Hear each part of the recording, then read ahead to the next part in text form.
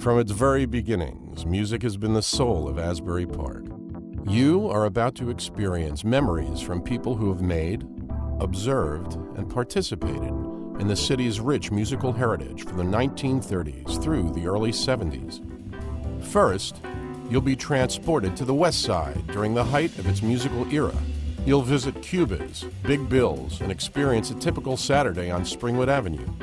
Listen carefully, and you'll hear music from the street corners, from the clubs, and from the churches. Such sweet harmony and hot jams. Next, it's the beginning of rock, and anything's possible. As you cruise the circuit, the ocean breeze brings guitar riffs and pounding drums from the Student Prince, Mrs. J's, and U2 is driving to the fast lane in a station wagon. The engine's revved, and we're off to the roots of rock in Asbury Park. Let the stories transport you back in time.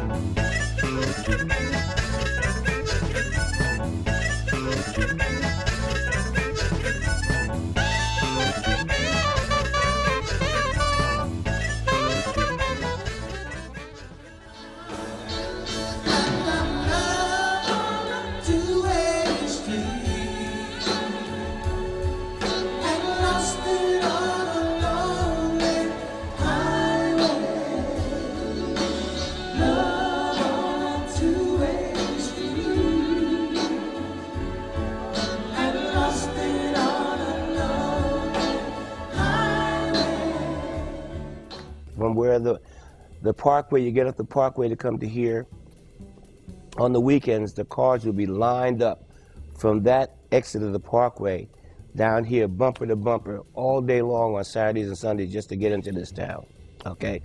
On the west side, completely the same, but like from Highway 35 to Main Street in Asbury Park was a completely self-sustaining area. Bars, music, stores, black enterprise, everything. Springwood had the stores, they had, you know, the butcher shops, the grocery stores. You didn't have to go to any, like now we go to the supermarkets and all. You didn't have to do, you did everything. Everything was on Springwood Avenue.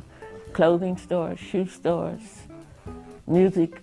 Every block there was music coming out. There were a lot of bars, you know, and taverns, and you couldn't walk down the avenue without hearing all this music. It was electric. It was just music everywhere, and it just filled the atmosphere on Springwood Avenue. It was just a joyful place. The summertime, everybody would flock to Asbury Park. It was known. Asbury Park was known from go to Maryland or wherever, but everybody, Maryland, New York State, you know, they would all come. Everybody would come down here. They would stay down on the boardwalk.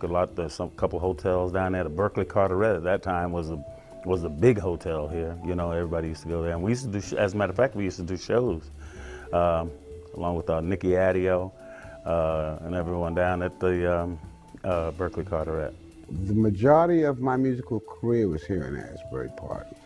I moved down here when I was about 17. Well, in actuality, I came down when I was 17 to spend the summer with my cousin. And I don't know whether it was the water or the women, but I never left. At last, we're face to face, and as we kiss through head and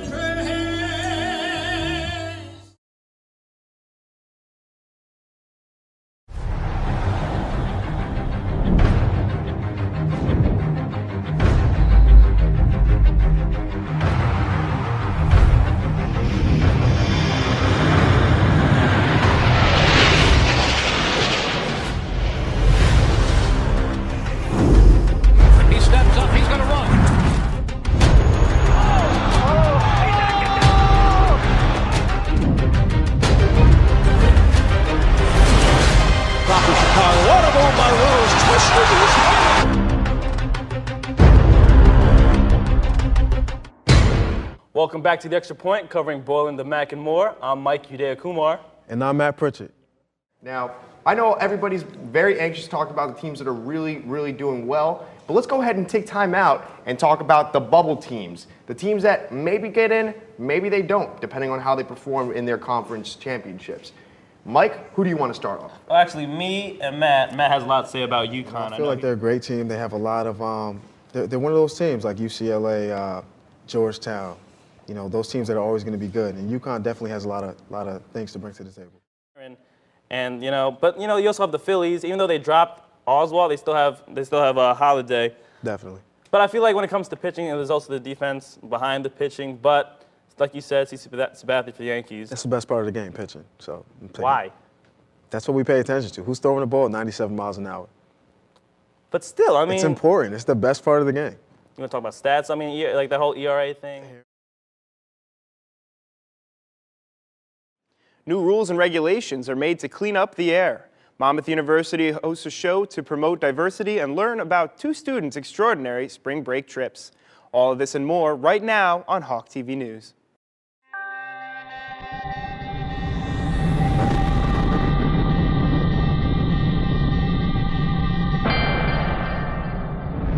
I'm Dan Villanova. And I'm Olivia Salata. The American GI Bill, which aids U.S. Army veterans in going to college, may be getting a change in the near future. The bill would help veterans make informed decisions. According to reports, some institutions are using deceitful marketing tactics to lure veterans into attending their schools, but don't give the veterans the quality education they were promised. As of right now, there is a way of receiving additional assistance to aid veterans in choosing the right institutions. But just last year, less than 6,500 people applied for this extra assistance out of hundreds of thousands that were eligible. The amendment to make this extra bill a little more integral part of the process.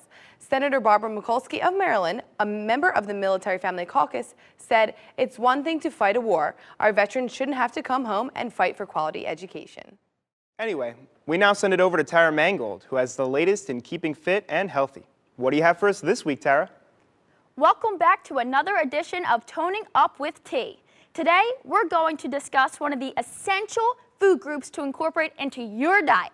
But sorry kids, it's not butter, or else Paula Deen would live to 100. We now send it over to Anna Chamberlain, who's going to tell us about her very special spring break trip to Ireland. Anna? Hello everyone, I hope you all had a relaxing and wonderful spring break. This year, while most hit the beaches or headed to the Caribbean, I went to a place that was a little less sunny, but just as fun as Florida or Aruba. I went to Ireland through a school-sponsored trip. For 7 days, I toured the rolling green hills of the Emerald Isle and explored a whole new culture. Throughout the trip, we stayed in the cities of Galway, Sligo, Donegal. Hello, and welcome to Academic Audit. We are back from break, and we are ready to start poking fun at pop culture. So let's take off the kid gloves and start fighting bare knuckle. It's time to start the auditing. Kim Kardashian was recently flower bombed on the red carpet during an awards ceremony. Well, this is not the first time she's been caught on camera with white stuff all over her face. Yeah. Tim Tebow, of course, will now be the official backup quarterback of the New York Jets. But New York Jets fans should still be warned that Tebowing in the middle of the streets will get you straight up murdered. Oh. Tiger Woods won his first PGA Tour event. Finally, Tiger broke his dry spell by putting his balls into the right holes. Finally figured that out. So, 2012 has been delivering some hard-hitting blockbusters. First, we have 21 Jump Street. This movie is well-written and has a lot of laughs. Also, Channing Tatum actually acts in this one. The movie has made a fast $77 million in 2 weeks with an 87% fresh on Rotten Tomatoes. I'm happy that Jonah Hill's success in Moneyball has rolled right into this movie, even though his movie The Sitter bombed. But on the other hand, we have poor John Carter. This movie has been out a couple weeks and is already being coined as the biggest flop in movie history. Disney gave this movie a $250 million budget. Let me repeat that, a $250 million budget, and it only raked in $30 million on opening weekend. This was a tough week for me because I had so many options, from the New Orleans Saints bounty scandal to Peyton Manning becoming a Bronco to Tim Tebow coming to New York. I just realized with Tim Tebow coming, you're not the only virgin left in the tri-state area, Andy. So I guess we'll start off with the great Peyton Manning, taking his talents to Denver. But like I always say, if you have nothing to say, talk out of your ass. Sometimes it works. I never say that. I just made that up. I have nothing to say. Where are my words coming from? I think you know. Just think back what I just said, out the ass. That's where the. Unfortunately, this rant was horribly ineffective, so I'll just say this rant is about me being stupid. So sure, yeah, that one. Back to you, Andy. What the hell just happened? What just? Yeah. Okay, thanks, Chris. Well, we're going to take another short break. And while we try and settle this out, we'll be right back, so keep your cheeks on the seat. We'll be right back after this.